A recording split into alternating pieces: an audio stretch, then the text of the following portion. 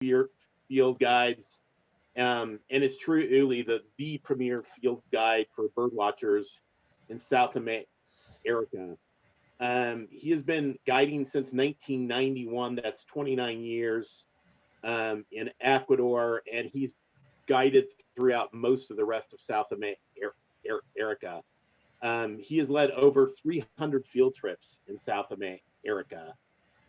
His field skills are legendary, with the ability to recognize by vocalization some 2,400 South American bird species, and his ability to sort out nearly 8,000 bird vocalizations always blows me away. His amazing ability to hear birds from great distances, and I've seen him hear birds 100 yards away and track them down to where they're going to call in a tree, or show up in a tree. I mean, to me, that's just beyond amazing. Um, he's a widely published author in both Chinese metaphysics, if I have that correct, and in ornithology.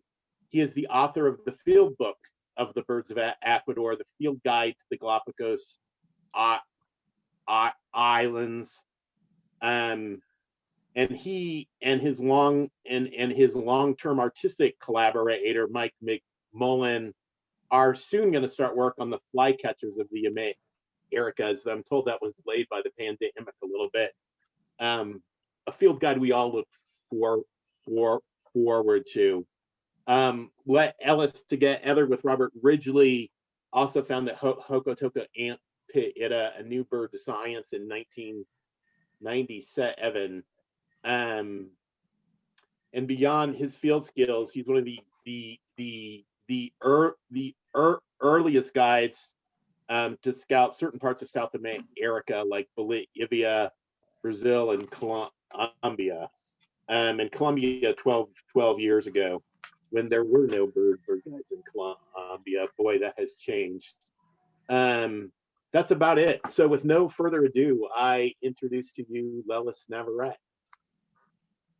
Go, my friend. Oh, all right. So I don't know. I would like to meet the guy you were describing. I'll sign in a tour. That I don't know that guy. So first of all, thank you. Hello, everyone. Thank you for spending your time with us. We all have things to do, and all time is valuable. Thanks to be here, and thanks for allowing us to tell you, or allow me to tell you about my home country and the wonders we have. So I'm gonna try to be brief and not to worry much. My goal is to talk a little bit about the one of the most popular tours we have in Ecuador, the northwest and eastern slope of the Andes. So for the ones that haven't visited South America or like to know a little bit for your next future tour, Ecuador is located between Colombia and Peru. We are a small country. To give you an idea, we are slightly smaller size than Colorado State, and slightly bigger than, actually slightly bigger than Colorado and slightly smaller than Nevada. And in that small country, we have over 1,700 species, and that makes us very popular.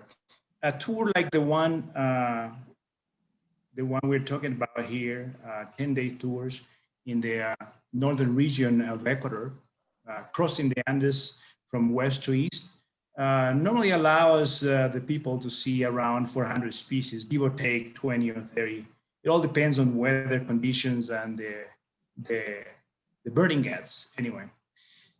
So, well, overall, the driving time is around 800 miles altogether, but most of the time, most of the drives are breaking in 2 or 3 hours. Those are the longest drives that we have in this tour. So we start in Quito, capital city, and we cover basically 6 locations total where we stay, including Quito. And so I would like to start talking about Quito itself, even though it's not much, it's not a birding destination overall. It's a wonderful place to start. Near the Quito airport, there is good birding. But Quito is also popular because it's a World Heritage Site for mankind. And many people decide as a side trip one day before or one day after the birding tour, it's a great idea to visit Quito because it's one of the best colonial cities, or the better preserved colonial downtown that we have in the New World. So Quito, it's located in the Inner Andes Valley, and one of the striking birds that it's fairly common actually in the gardens in the city itself is this black-tailed train bear, where the tail is actually 2.5, almost 3 times the size of the bird. A very common species towards the dry valleys, even close to the airport itself, is the scrub tanager. Small and gaudy looking. It comes to some of the garden feeders that people set up in the airport area. And mentioning about some of the birding possibilities along this tour, Quito, not only Quito, but all the sites that are visited in this tour is packed with hummingbirds gardens sites. Almost every bird lover in Ecuador is now setting up hummingbird feeders and fruit feeders, and there are plenty of opportunities when it's raining on even to find rare species in all these hummingbird gardens and fruit feeders. So once we start moving towards from Quito towards west, heading towards Mindo in our first day, one of the very popular sites we'll visit is this in the Tandayapa, in the lower part of the Tandayapa Valley, we have this hummingbird garden where some of the species that are fairly common, it's this gaudy white-booted rackettail,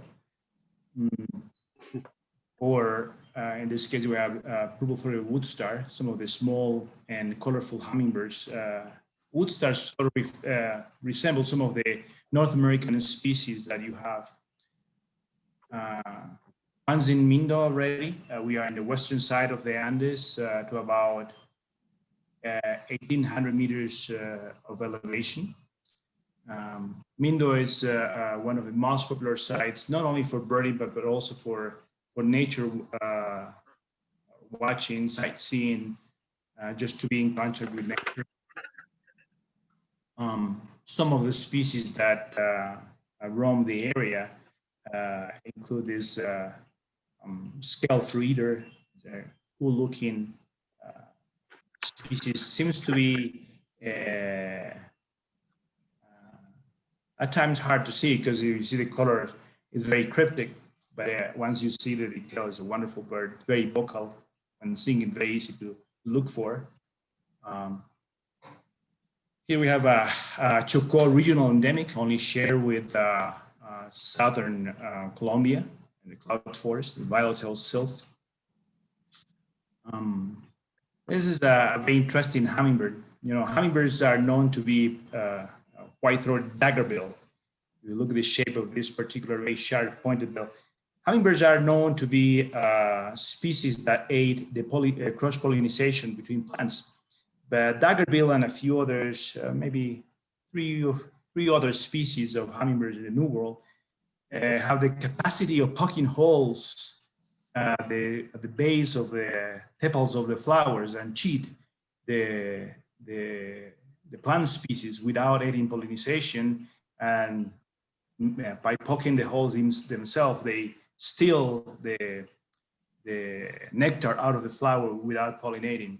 And afterwards, other species could also take of hummingbirds and other forms of wildlife take advantage of those holes to also reach in for the nectar and the flower. Very striking behavior for a hummingbird. Among some of the gouty species that we can sort of compare with the North American warblers, even though we have a few, none of them are colorful, or most of them are not colorful, except the ones that come from North American migration. But the counter species that who qualify as gouty as the warblers in North America are our tanagers. We have over 100 species like this flame-faced tanager. It's a common bird that comes to the feeders as well. Some of the very sought after species in the New World are the quetzals and trogons. And this is a picture of a male golden-headed quetzal. Strikingly enough, this bird, you can see the bird, how the feathers are sort of ruffled. The bird is able to move all the feathers at will. So it's one of the cool-looking, sort of, I can say it's one of the flagship species of the Mindo region. One of the best places to see it. Here, cloud forest pygmy owl. These birds are partially diurnal and they sing throughout the day. So even though they're hard to look for at times, with some patience and good luck, sometimes we can have great views of pretty rare species like this one. One of the common visits and rank in one of the 100 species to visit to bird before you die. There's a small book about it. It's a Refugio Paz de las Aves.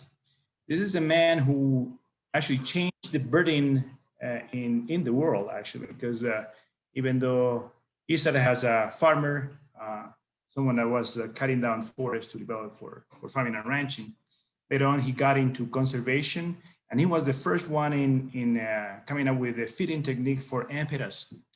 And so he turned his life around. Now it's in conservation, working in birding tourism.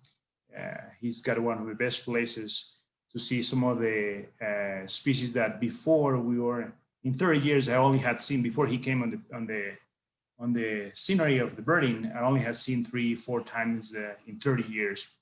So he's got one of these blinds to look for the Andean cock of the rock. This is a fairly common bird that which numbers are not small. It's a common bird, but they're shy and hard to see. So if you go to a lek where the males are displaying, to try to track the females, we can approach fairly close to get good pictures, views, and videos of them. So talking about the birds that were very hard to see before Refugio Paz de las Aves was set up, it was a giant amphitheater. I think before him setting up the setup for the amphitheaters, I only had seen it probably 3 or 4 times on the wild. Now it's a bird that is not always seen, but you have a really good chance of seeing it once in the day we go visit him and his birds. Another one, even this one, it was even harder and less known for Ecuador, mustache and pita. He was just 20 some years ago, it was eventually located, and we got to know about the real boys of the bird, because we only had specimens and didn't know what the bird was. Now it's a bird that you can go and almost guarantee will be seen. One of the tiny, small emperas, ochre-breasted, it also comes fairly close to the setup technique of where they throw species of earthworms to them, and they come really close to almost like, and if you see in between the asterisks, the birds have given names, and that's how they call them. You know, even though they're wild birds, the animals do respond to their names, and the voice, the sound of the guys that work in their reserve. Hey, Lelis, before we move on, I just want to open it up for some questions. Sure. Something I didn't say during the introduction, but which is true, is I like to kind of break for questions between each sort of geographic hop. I didn't do so in Quito because there just isn't. I mean, there's actually some good stuff there, but I didn't spend a lot of time there. But we've covered sort of Mindo in general in Rio Solanche. Excuse me, we've covered Paz de las Evas and sort of Mindo in general. Any specific questions about Paz de las Evas or Mindo in general bird watching? And again, you can unmute and just ask away. I have a question. This is Colleen. Uh-huh. I wonder, Lelis, if you could talk about each place, how far the walking is to see the different birds? Yeah. So, for instance, talking about the first sites, having the areas around Quito and in the way to Mindo, a very short distance. We mainly drive to the side, get off, and walk somewhere along, 20 meters, 50 meters, talking about 3 times 60 feet to 160 feet. We rarely engage in longer walks in the first day because everything is we are so fresh, everything is new. But by just taking very short walks around, we're able to find many of the species that you saw on the display. Once in Mindo, you see this is one of our preferred places to use as a lodge, and we are surrounded by forest. So even though we take walks, they normally, when we engage in longer walks around the Mindo area, it's normally around, I'll say, half a mile maximum. There's also feeders there in our lodge, and not only hummingbird feeders, but also fruit feeders. And so there's not really the need to go far away because we are surrounded by the wildlife and the birds. And Refugio Paz de las Aves. Again, we drive to the side pretty close. This might be a little bit tricky. The walks are not long, but a couple of the trails are fairly steep, even though they come up with distance-wise, I'll say most of them, the longest we go, it will be probably 700 feet or something like that. The issue there is that we are in the Andes and it's a hilly area. To see some of these forest birds, like emperas, for instance, at times they are not close to the road or close to the path, and we need to go. They particularly know where every single bird is by the day. So they tell us, we go 400 feet or 500 feet down this trail, and we have a chance of seeing it. So that's what we do. We follow them. Even though it's a short distance, the trail might be steep, but they have work in improving the trails. You have hand railings to walk down, so you can feel safe as you walk down. And also they come up with the steps. They have created these steps. They're not concrete made, but they have steps that you can go lower down as you walk on a stairway, basically, to the particular site. So that's the only factor there. But other than that, they are short walks. They're not long, and taking your time. And for the people that need some aid or help to go down there and up, they're always playing hands because we have the guys that are working for the reserve. We have the driver, myself, always helping people that need some extra support to go down or up the trail. Great.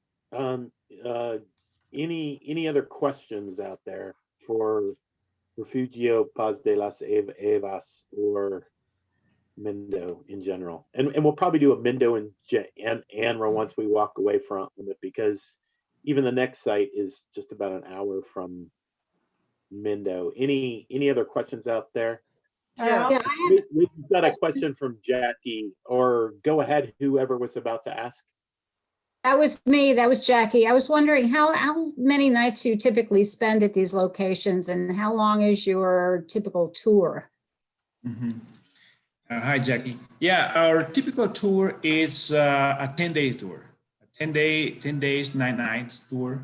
And we normally spend 1 night in Quito, 3 nights in Mindo, 1 night back in Quito to get us close to a different site, closer to Quito. Then we go across the Andes for 1 night and 1 night in San Isidro, which is a cloud forest in the eastern side of the Andes, back to Quito. But we have times when we have spent as much as 5 nights in Mindo itself, because it's a wonderful site. Sort of move around the dates or make the tour a little longer to spend more time in Mindo itself. Right. And let Alice mention the one night, missed the one night in the Tanayapa Alley as well. But we have run many tours where we do 4 nights in Mindo and then we just drive up to that Tanayapa site just so we don't have to move our bags. But it truly works really well. Just 1-3-1-1-1. Charles, this Yep. is Christina.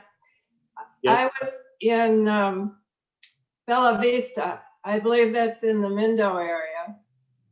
Do you go there at all? And the walking was quite easy there, as I remember. Bella I missed Vista, that Cloud site. Forest. Yeah. We do go to Bella Vista. Bella Vista is one of the sites we visit right after Mindo in the way back towards Quito. So we stay 1 night in Bella Vista. We work the whole morning in there before we go towards Quito for the afternoon. Good. Bella Vista is located in the Tanayapa Valley, and is one of the best places to stay once you visit Tanayapa, because once again, the lodge itself now is surrounded by forest. You just step out of the door and you start seeing birds. In fact, because of the lights of the lodge, it's a pretty good sized lodge now, and the lights of the parking lot and the cabins attract insects in the night. And there's lots of birds that come in the early morning just to feed on the insects that have been attracted by the light. So just by stepping out, you see, there's been times when I had seen giant antenna coming to collect insects from the porch in some of the cabins there. There you go. Hey, I'm gonna kind of cut off the questions now because we gotta get moving here. I sort of shocking we took such a long time, but don't rush yourself, Mr. Navarrete. It always sorts itself out. And we do have one outstanding question there from who's a person whose initials are JK. And JK, we will get to your question like later, but Ellis, why don't you go ahead and tell us about Rio Solanche? So so one of the destinations, we don't stay in the area because there's no really good place to stay there overnight. But from Mindo, we drive for a couple hours to a lowland area. It's a lowland rainforest in the western side of the Andes. And this allows us to visit a bird sanctuary, the Rio Solanche Bird Sanctuary, one of the top facilities that there is there. It's a canopy tower that allows us to be at level with the top of the trees. We start our our day, the early morning there. And when the weather allows and the birding is good with fruit feeders, fruiting trees and flowers around on the top there, it could be packed with the bird activity. I remember one of the tours where we saw 100 species just by sitting and walking around from the top of the tower. So it's one of the wonderful sights. And being so far away in the west and in the lowlands, a total different habitat, and allows a whole new set of the species. Easily that day you can end up with 100 more species for the tour in a day, or even in the morning. This is Scarlet Brown Tanager, one of the dwellers of the canopy in Rio Silanche, in the lowland rainforest between Ecuador and Colombia, Chocó region, better seen from towers. Another gaudy, yellow tufted dagny. Some of the guides call them black-faced dagnies. There's a debate on if they are species or not. They look like they are. Anyway, so here's a rose-faced parrot. Pretty much all the three species that I saw you here are endemic to Ecuador, only share, endemic to the Chocó region, only share with the southwest rainforest in Colombia. And in Ecuador, it's a better place to see, safer and easier travel. Well, here you have a broad-billed mudmud, very popular among sea. In this case, this bird, mudmuds are known for having rackets. This particular one never, this race in this side of the Andes don't never develop the rackets. The rackets are actually genetically built. As they groom the tail feathers, the parts of the tail feather clip off because it's weak. And in this case, it is not. So normally some of the, we go for a couple hours driving to the lowlands in the way back, and much closer to Mindo where we're staying. We also visit one of these areas around Los Bancos, a small town, and it's got, again, getting quite popular for nature lovers. And many people set up not only foundations, but many people set up private reserves and places to look for birds and wildlife in there. One of them is the Minte Bird Sanctuary as well. So at times we go in some of the afternoons or in the way back for Silanche. We'll have several visits 2 or 3 times some of these sites. It depends on what we have seen and what we need to see to go back. In Los Bancos, there's the opportunity to see these really not colorful, but odd-looking long wattle umbrella bird. It's one of the key species for the region. There are mannequins like club-wing mannequin. This is a cool-looking one. You see these feathers here, clubs on the wings. When the birds are displaying, they sort of rub the wings in their back. They bow down, and there's a video you show later. I'll show you later on.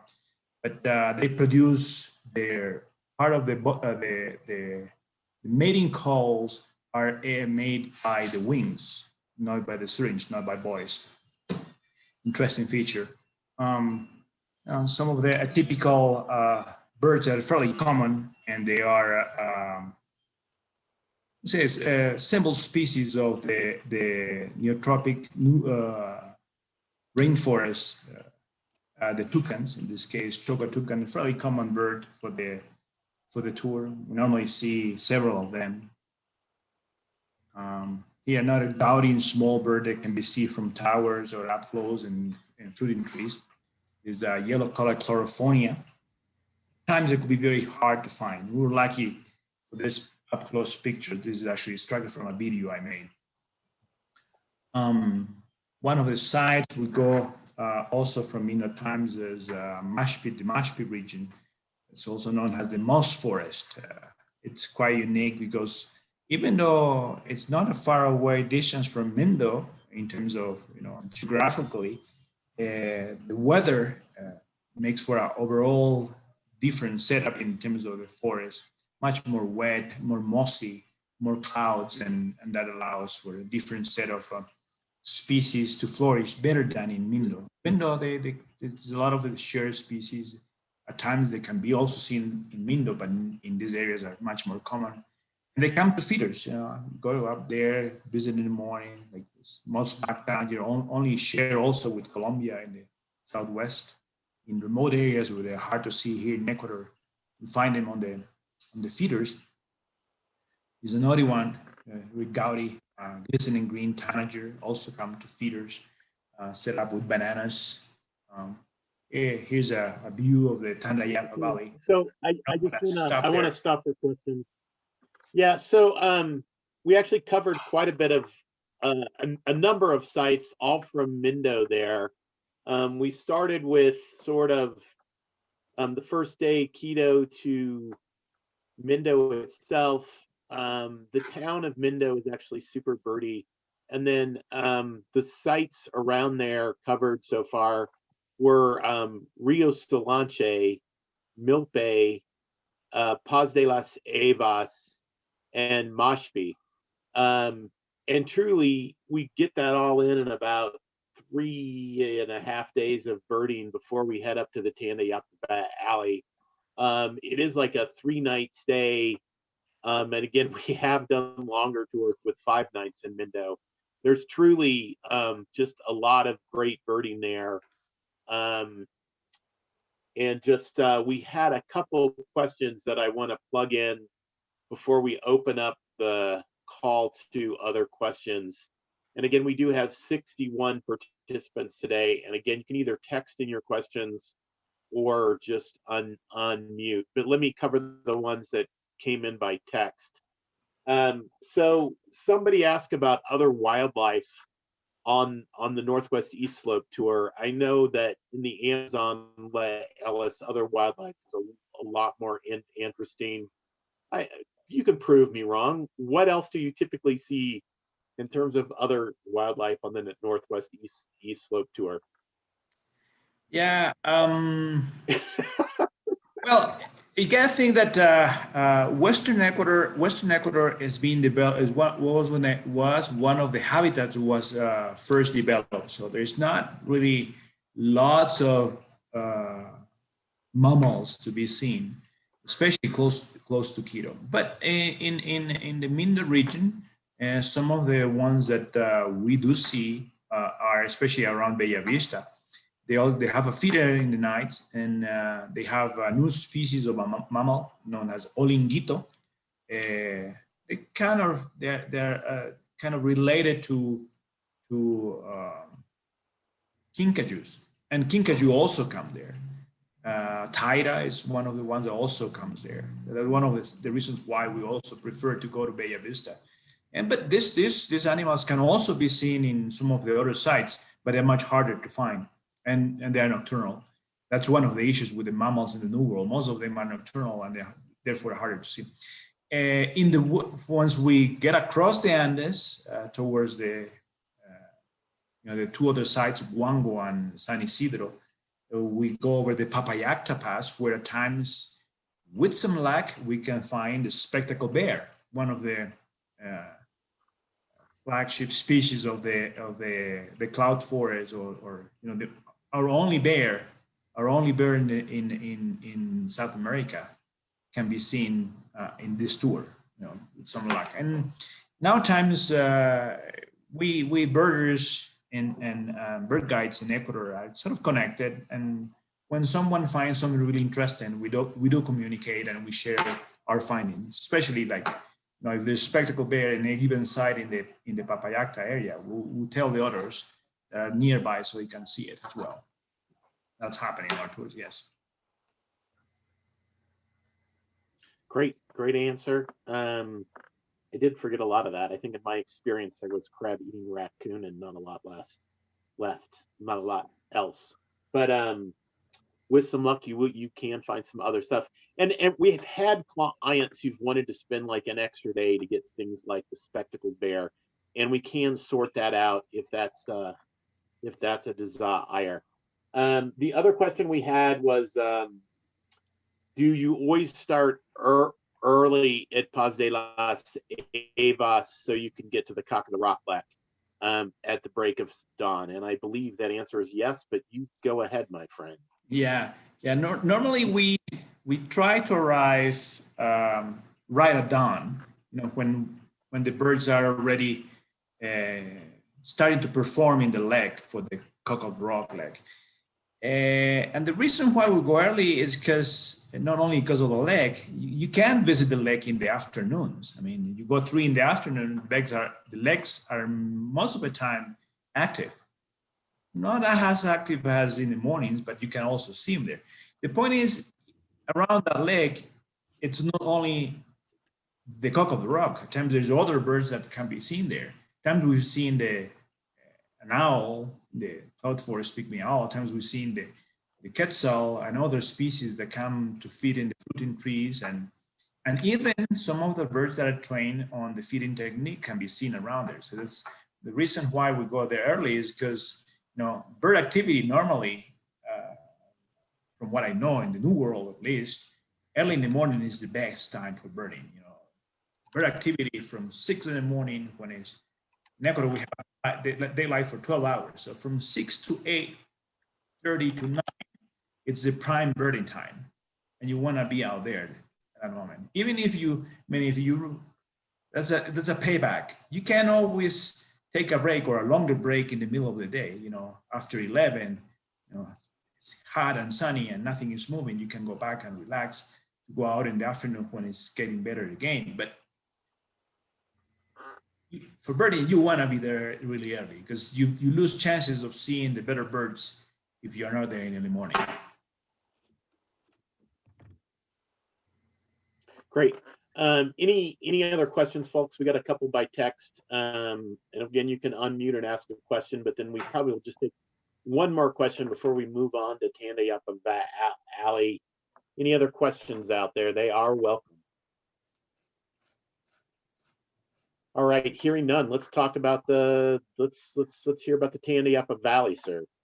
All right, so in Tandayapa Valley is pretty much just 2 hours away from Quito along the highway. We always take the old road that has a better habitat. And so yes, we stay in Bella Vista, and at times the fruiting trees right around the lodge provide chances of seeing birds like playbill mountain toucan. And the lodge is so popular now that lots of people go there. They have their own local guides, and at times they know where the nesting birds are. They'll say, oh, there's a playbill mountain toucan nesting 3 bends around the road, down the road, and look for this place. You'll see they're coming and feed the chicks, or they're coming to visit their nest. So it's a great opportunity to also get use of the local knowledge when you go to Bella Vista. One of the rare birds of Ecuador and South America at times is also seen right at the parking lot, the white-faced nunbird. Again, I think this bird is coming often to the lodge because it's attracted by the light. He feeds on big insects, especially these big beetles that come on the other big insects that get attracted by the lights in the lodge. But this is not a rare sight from Bella Vista, because even though it's a rare bird for South America, it can be seen at times in right in the parking lot in Bella Vista itself. One of the rare birds for Ecuador and for South America, tanager finch, is also a nest. Funny enough, this bird actually likes the second growth, so at times can be seen right by the road edges near the lodge. A short distance drive and look for them in the right habitats. Good chances of seeing one of the rare birds of the New World. It's also in Colombia, but it's remote areas in Ecuador is easy. Another dowdy one, Toucan barbet, is one of my preferred birds. It's fairly common, and again, when the fruiting trees are around the lodge, this can also be seen in some of the fruit feeders that I mentioned earlier. Refugio Paz de las Aves have fruit feeders. Mashpee has fruit feeders with this bird coming to provide really up close views. So that's the Tandayapa area. From there, we're Yeah, gonna. so before we move on to the east slope, let's open up for a few more questions. Anybody got any questions out there? I do have a couple that have come in. Oh, and there was just one brief question. What lodge were you talking about just now? And that was Bay Vista. And there's two main lodges in the area. There's the Tandayapa Lodge and there's Bay Vista. We prefer Bay Vista just because it's easier to organize a one-night stay there, which gives us plenty of time to get all the birds in the Tandayapa area. And then we just prefer staying in Mindo for more time to get, it just cuts the drive times down. Any other questions out there about birding in the Northwest? Yeah, shoot. Chuck, this is Lisa. Does your standard tour including a stop at Yanacocha? Does our standard tour? To include... Yes. So we slip Yanacocha in before we go to between the Northwest and the East Slope. We go back to Quito, and then we spend a morning birding at Yanacocha. Good question, Lisa Lee. Thank you very much. Okay. Any other questions, folks?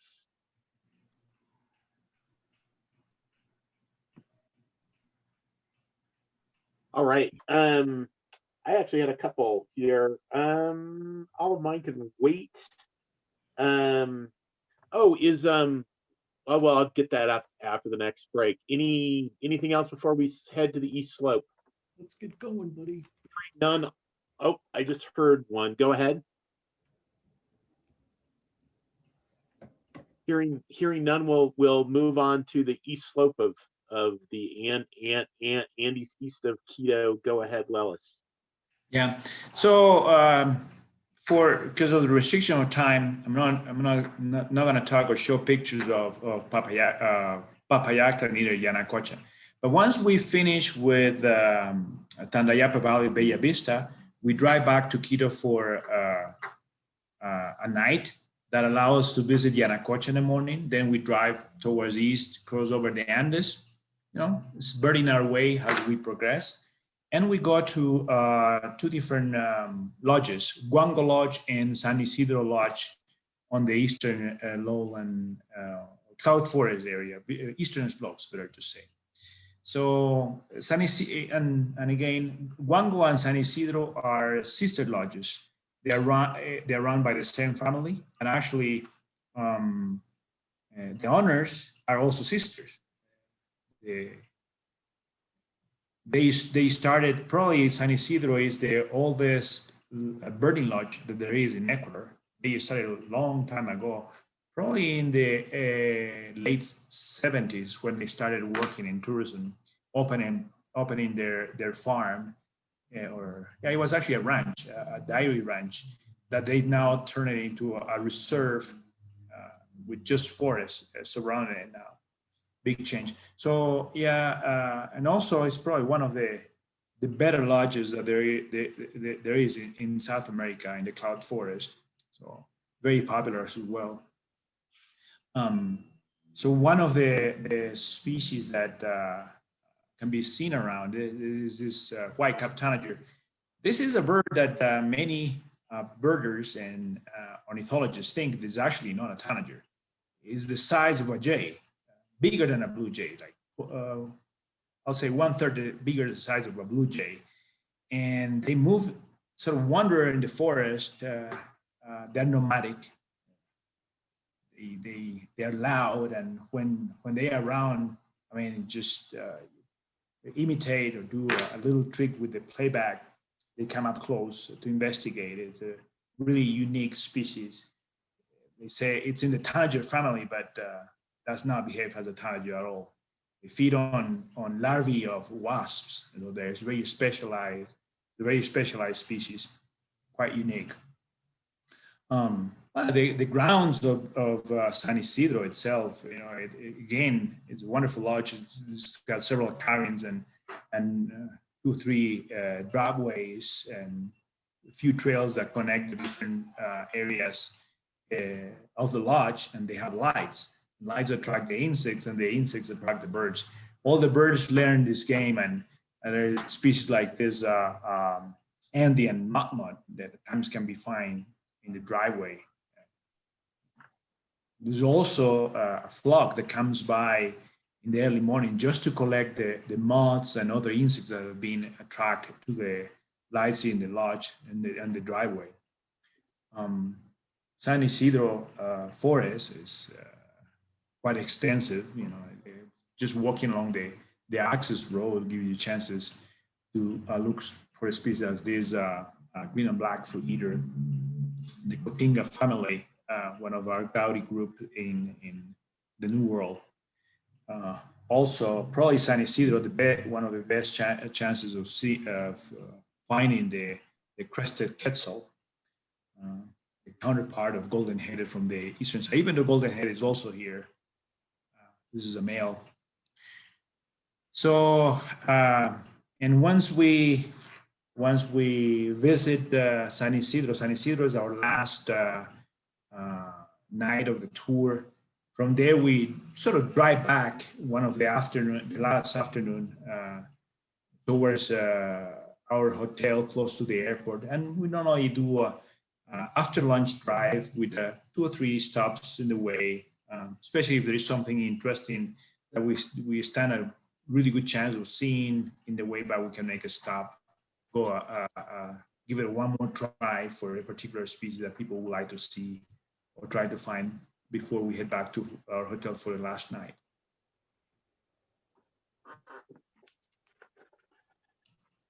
Great. Hey, any questions about the East Slope part of the tour? Somebody asked a question as does the tour include both the Northwest and East Slope? Truly, there's additional East Slope birding that covers wild sumac-ako, and of course the whole Amazon Basin is on the East Slope. So we do have an East Slope tour that sort of hits Guango, San Isidro, lots of time in wild sumac-ako, usually three nights there, and then 4 or 5 nights in the Amazon Basin. This tour is Northwest and East Slope. It's really designed to be like a 400 species tour, and it usually is. So that's like 5 nights in the north, 1, 2, 3, 4, 4 nights in the Northwest, a couple nights in Quito, 2 nights on the East Slope. So that's designed to be a 400 species tour. And truly, you could drive the whole tour end to end in 4 hours time if you did no bird watching. So it's a pretty unique place. It's packed with really excellent eco lodges as well. So the food is good, the hospitality is nice, the birding is excellent. But again, we do have a longer East Slope tour to get more of those species. Any other questions out there, folks? Yeah, Charles, I have one. Yeah, shoot, Dave Cook. Okay. Should have said your last name. Lelis, Yeah. in terms of the East Slope part, is there a time of year that's preferable or a time of year to avoid? That's a good question. Well, that's the reason why we have the opportunity of having just an Eastern Slope tour, because this one is combining West and East. And the Eastern Slope of the Andes, I believe it should be avoided in the rainy season, because there's times, having a full tour in the Eastern side by the month of July, August, it could be quite rainy there, right? It's not necessarily rain is bad, because, when you have overcast and drizzle, birds love it in the cloud forest. They are much more active when it's a drizzle or overcast. They don't like the sun. Actually, when it's sunny, it's harder to bird in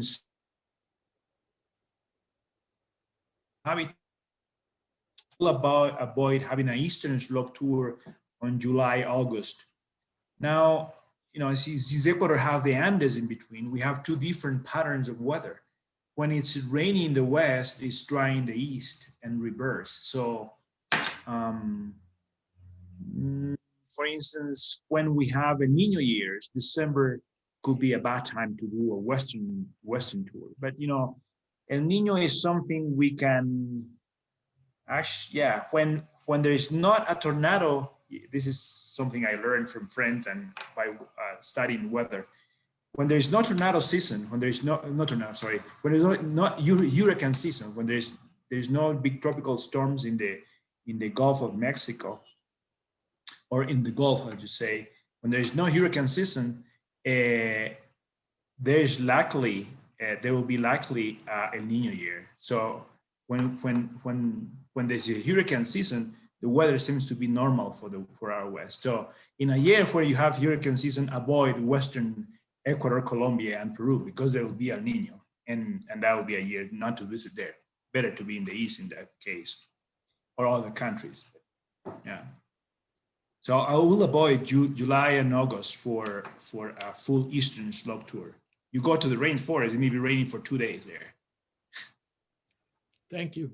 Yeah, sure. And my answer is a little bit different than that, but I always defer to the master, and that is my nickname for Lelis Navarrete, because he just truly is a master of his craft.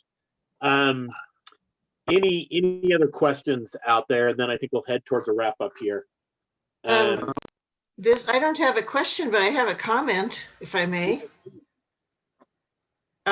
So we went on this trip in January. Hi, Lelis. Yeah. And we had a great time, and I wanted to comment that Lelis is the best guide I've ever gone with in terms of pointing out where the birds are. He's not one of those that says it's right there. He shows you.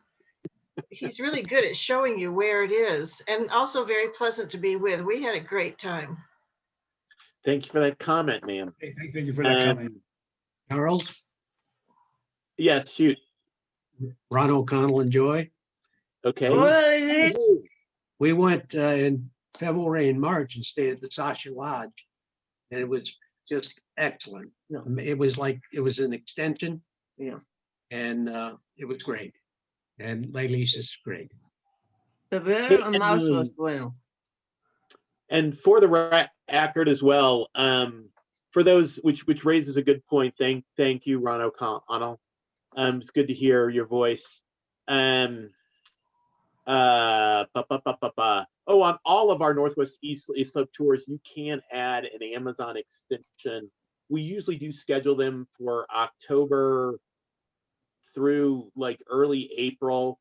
And if you do want to do an Amazon extension at like Sacha Lodge, and let Ellis remind me of the name of the other lodge that we used down there. Oh yeah, all the lodges we use in the Northwest Ecuador are along the Napo River. So we use Sacha Lodge. We at times we visit. What's the community-owned one? Sunny Lodge. But there's one very close to Coca, the city of Coca. It's called Yarina. Yarina Lodge is one. So here's a map that shows, the square on the left shows the northwest eastern slope tour, and the map on the right is showing Coca, the town that they used to go boat down to the lodges. And one of the breaking news for Ecuador, and this is something that people that have not seen harpy eagle in any of the tours in the rainforest in the New World, in Central South America, there is a harpy eagle nest active in Ecuador now. It's a 20-minute walk to the nest itself. You drive to a site, 2 minutes to a boat, 10 minutes on a boat, dugout canoe, outboard dugout canoe, and 20 minutes on a easy walk trail. It's through forest, but easy walk trail. and the birds are just starting the nest. They just lay the egg. So birds will be active on the nest for 17 months from now until the chick starts to fly around and hang around the big tree, but it won't be there to be seen right at the tree. So now times that we have great news of the vaccine. Once you get a vaccine and you have not seen harpy eagle, there's one in Ecuador really easy to be seen. Probably one of the better setups that we have had. Really short walk to a nesting pair in a preserve that belongs to the state, and it's just a short drive from Coca, actually. So this is a waiting for. So anytime you guys wanna try for harpy eagle next year after the vaccine is out, and we resume travel, don't wait, because it will be 17 months. After 17 months, chicks start flying away, and parents will follow and they will be seen around the tree. But now we have great news for one of the birds that everybody wants to see, the king of the Amazonian rainforest. It's awaiting here. And I'm I have going to one jump more in. question. No. regarding I February. just need to jump in with a couple administrative things as we head to wrap up, and I think we'll extend for an additional 5 minutes worth of questions. Just had a good bird at my window. Sorry for the action. So one, I've accidentally mentioned a few last names, and I'm usually religiously careful about that. But if you do want your video content erased from the video recording, please email service@pibird.com. That's service@pibird.com, and we will take you off the we will take your content off the video. Besides that, we plan to put it up, and it usually sneaks out to YouTube. We have a YouTube channel, and then it goes up to links on our website, and we will email the video out to everybody on the conference call and everybody who RSVP'd, which is something like 180 people. So you can share it with your birding friends. And then just one more point about the Amazon Basin extension combined with the main tour. Combined, most people who do both of those tours, which is about 14 days of bird watching, get 600 separate bird species.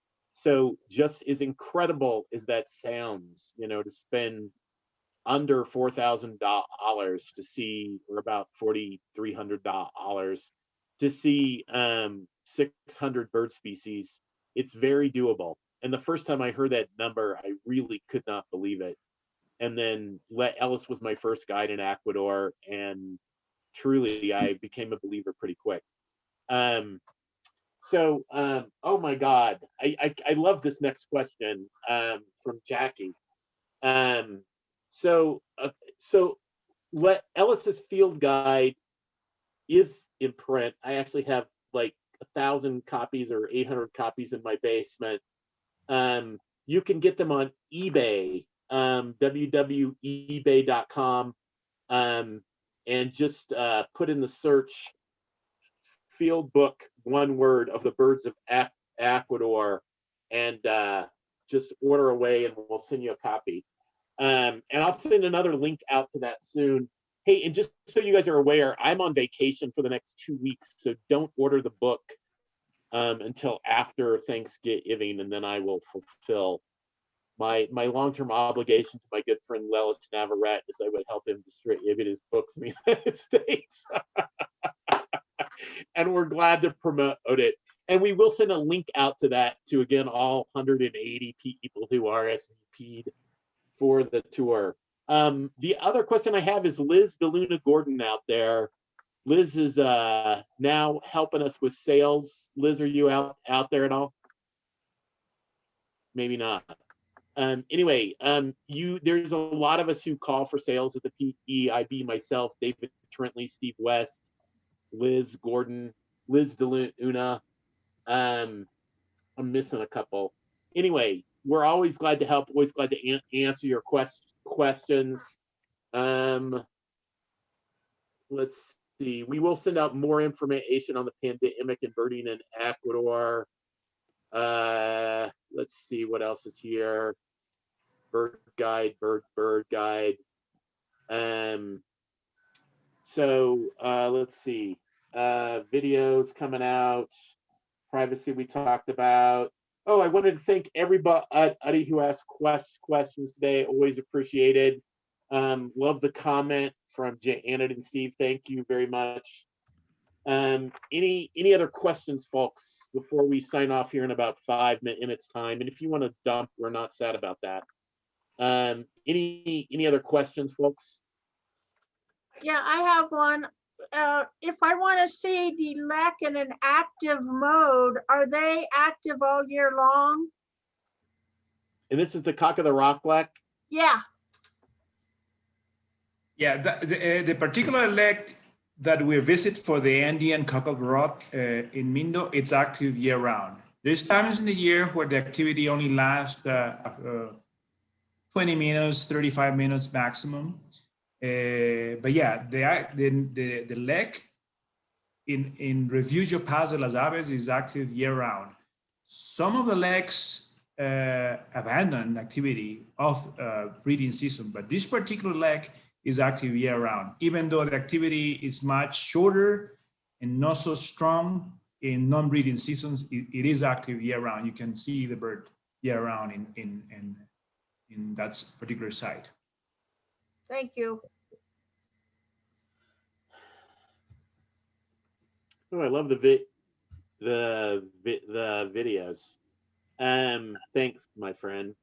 Any other questions out there at all? I have sort of a more general question for Lelis.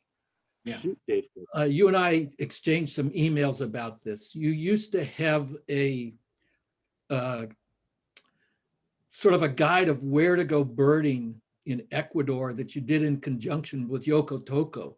And it was accessible online, and then it sort of disappeared. Have you ever been able to recover that? Yeah, it's a real shame. You know, it was a wonderful tool for travelers, and it was intended not you know, for myself. You know, I didn't even have my source of connection there. I mean, like where you can find me. I didn't have email or phone in there. It was not for advertising my tours. It was actually for advertising the tour, the traveling in Ecuador and birding in Ecuador. But unfortunately, there's always, to me, it was evil. It's always evil people. You know, it's people is envy of things you do, and then they destroy it. They have not been able to set it up again. I didn't have the rights were given to Hokotoka Foundation. I left Hokotoka Foundation 10 years ago, and many things happened. You know, I left in good terms, but there's always people just envy things. You know, probably didn't like the fact that the webpage was out there for people to use. And now it's been difficult. I dedicated my time in others, and I think I did great. The site was active for almost 10 years, and there was lots of people that I found on the trails and roads, you know, out of the blue, and they say, they learned I was the one that put up the webpage that they were using for traveling, and they were happy. I was happy for that. But no, maybe there's something to do in the future. I like to do it again, but it requires time and money. And resources. So I'm allocating that in other parts of my life at the moment. But I've been talking to people in trying to do it. So who knows? It will be a nice project for the next 5 years or so. So I have a question. I've been to both the West and East. It's a really great memory, but I'm yet to go to the South. So if it's in the future plan, maybe you would do a presentation on the South, Ecuador? Well, yeah, certainly. Yes, certainly. Southern Ecuador is the area where most of the few continental endemics for Ecuador are. And certainly, you know, it's a different setup, but provides a chance of a whole new set of the species that we don't have in the north. That's one of the tours that we always offer. Yeah. Great. Hey, Thanks. great question, and it leads to one of my comments that I want to add. We barely touched on the the Amazon part of Ecuador. We will do a future video conference on Amazon. I hope Ellis will be the speaker again, and delighted to hear that he's willing to do southern Ecuador, because that's truly his specialty. Well, I mean, does he really have a specialty at all? It is where he found the Hoco ant pit, along with Robert Ridgely back in the day. Truly, I hope to get that organized as well in the months ahead. The more we stay down for the pandemic, I think the more video conferences we're going to have. I suspect when the pandemic is over, Lelis is going to be in the field a lot. And we all look forward to that time.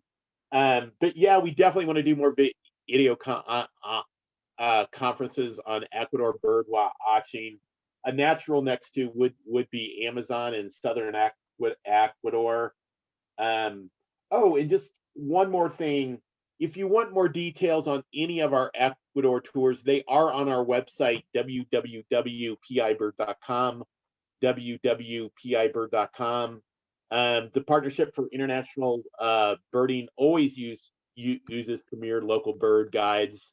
So we're not flying guides from around the world to lead the tours, hence our tour prices. I talked to a fellow yesterday who's on the call, and he assured me that we're always about 25% or more less than our competition. But it's not because we're being cheap on anything. It's because we just don't fly guides from around the world to lead the tours.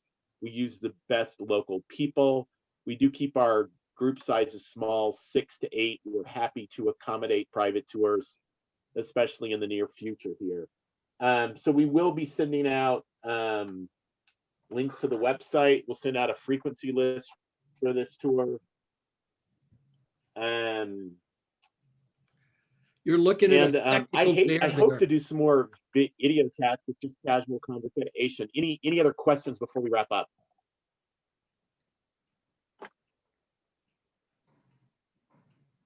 Okay, Leo, I think we're a wrap. You guys, thank you so much for your participation today. Feel free to email me with questions, charles@pibird.com. And we truly appreciate all of your participation today. Thank you very much. Hey, Leila. Thank you. Thank you to all for being here, and hope to see you on the forest sometime soon.